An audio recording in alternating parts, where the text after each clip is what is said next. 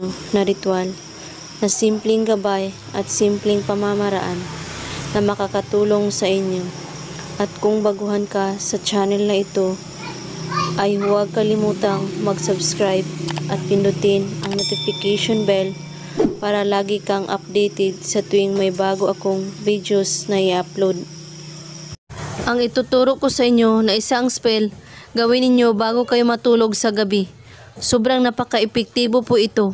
Wala kang ibang ihanda na materials kundi papel at panulat lamang. At tiwala lang ang kailangan natin dito para mababaliw ng husto ang inyong partner. At gusto ninyong maalala kayo ng inyong ex.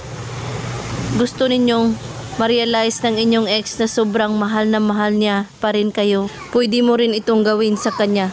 Maalala kanya at maghanap siya ng paraan kung paano kanya makukontak. Mas mababaliw siya sa'yo ng husto kapag ito ay inyong ginawa. Pwede ito gawin sa magka-LDR.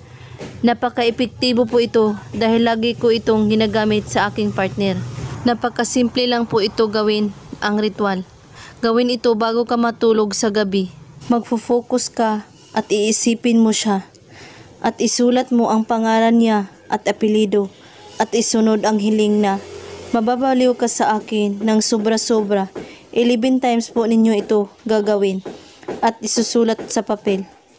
At ito rin ang gagawin sa inyong ex para mababaliw rin siya sa'yo.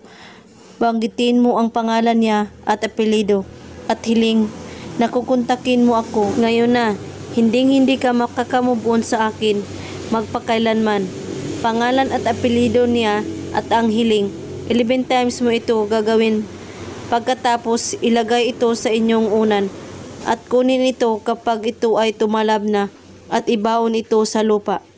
Napaka-epektibo po ito basta buo lang ang inyong paniniwala. Kahit anong oras at araw ay pwede itong gawin.